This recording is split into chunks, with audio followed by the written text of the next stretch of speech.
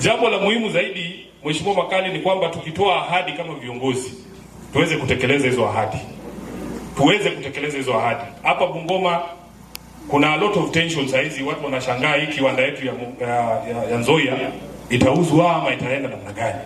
Na wakulima wa miwa wako hapa, Chairman Wanoko yuko hapa.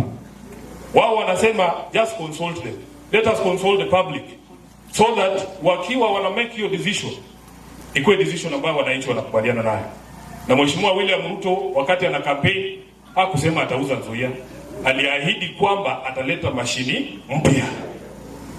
Sasa nyinyi muniambie kama mmebadilisha. Kama mmebadilisha sasa hivi mnataka kuuza, muniambie. Lakini mimi nitakwama na ile ahadi alitoa. Kwa sababu mimi ndio niko na marking scheme. Niliwaambia.